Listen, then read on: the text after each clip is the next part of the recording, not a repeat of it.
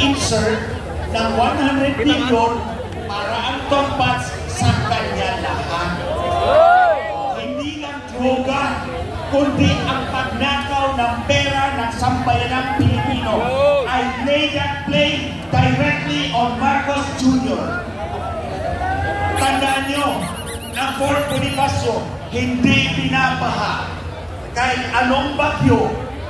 Pero bakit yung komunidad natin ulan ng bahag na at hindi nasusunod ang problema dahil ninanakaw nila, and nobody exemplifies it more than this president.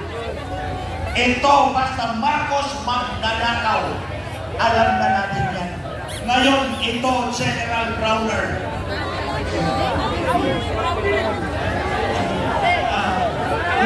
Chief PNP. Kayo. Natatis, General Natatis.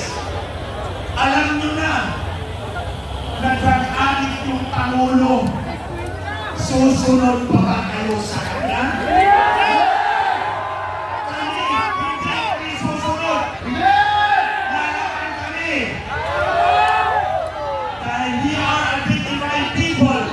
Kahit pa naghihirap kami, nalulunod kami sa baba. Alam namin lumaban at ayaw namin ang bahag ng Pangulo. Marcos Isay! Marcos Isay! Marcos Isay! Marcos Isay! Marcos Isay! Marcos Isay! On behalf ng United People's Initiative, sa pamumuno ng General Romeo Pumis at hundreds ng military uniform personnel, maraming salamat. Ang panalo ng bayan ay dahil sa inyong lahat. At yung mga kababayan natin nasa Luneta, maraming salamat po sa inyong lahat.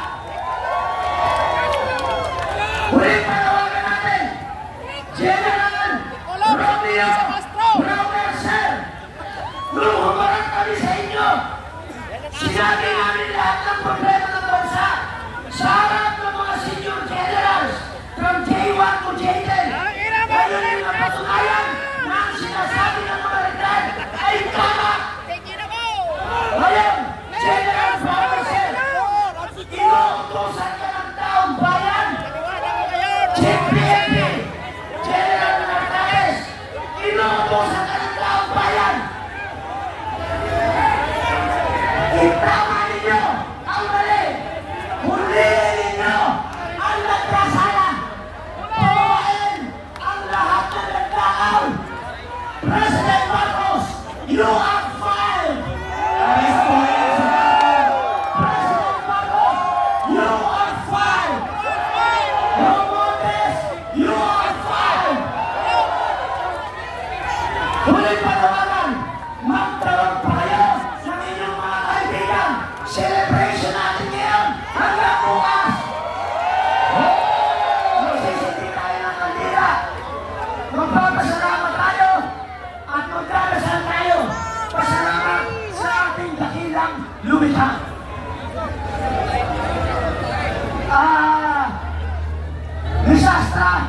Risastra, please.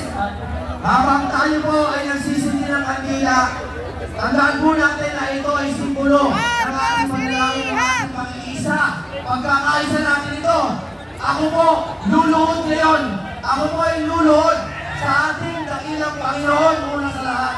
Pero pangalawa, luluhodin po ako sa mga mayayaman, sa mga edukado, sa mga businessman, sa mga bulag pa rin ng galayon. Nakita niyo naman po, nag-withdraw na ng support, pati sariling kapatid.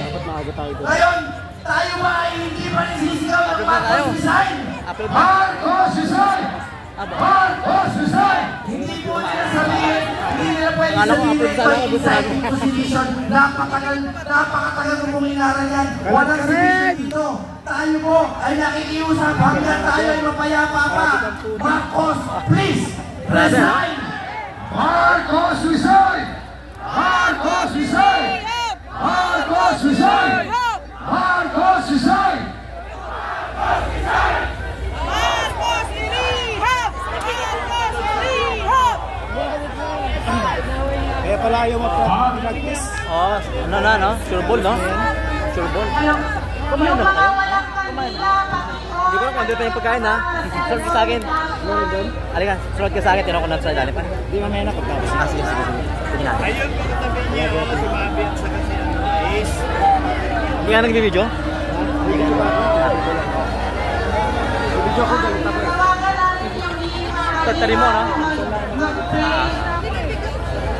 Unahin po natin ang ating mga kapatiran na mga Muslim para sa isang dalangin. Yung mga cellphone po natin, ilaw ng cellphone, pakibukas, pakiangat. Bismillahirrahmanirrahim. Para po sa prayer ng mga Muslim. Bismillahirrahmanirrahim. Wassalatu wassalamu ala sayyidil anbiya'i wal mursalin sayyidina Muhammadin wa ala alihi wa sahbihi wa qalu bikum yastajibun. Ya Rabbal Alamin. O Diyos namin, kayo po ay mga pagin. Diyos namin maawain. Diyos namin lumikha sa amin. At Diyos namin nagkaloob sa amin sa isang sambayanan na minamahal namin ang bansang Pilipinas. O Diyos namin, nagpapasalamat kami at pinagkaloob ninyo sa amin ang araw na ito at ang gabi na ito at lumabas ang katotohanan sa aming suliranin sa aming bansa. O Diyos namin, gabayan niyo po kami at sana po tuloy-tuloy na ito. At huwag niyo po kami pabayaan at sama-sama po kami, Muslim man o Christian o sino pa man sa bansa namin sapagkat ito po ay nag-iisang bansa na pinagkaloob niyo para sa amin. Amin ya Rabbal Alamin. Alhamdulillah Rabbil Alamin Ar-Rahmanir Rahim. Maliki yawmiddin. Iyyaka na'budu wa iyyaka nasta'in. Ihdinas siratal mustaqim. Siratal ladzina an'amta 'alaihim ghairil maghdubi 'alaihim waladdallin. Amin. Walhamdulillah Rabbil Alamin.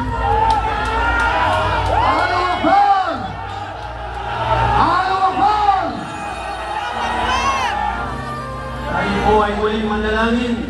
Iyoko natin ang ating mga ulong pigit ang ating mga mata. Ama, kami ay nagpapasalamat na narinig mo ang aming mga daing, ang mga iyak ng aming puso, lalo na ang aming mga kababayan na nasalanta ng lindol at bagyo.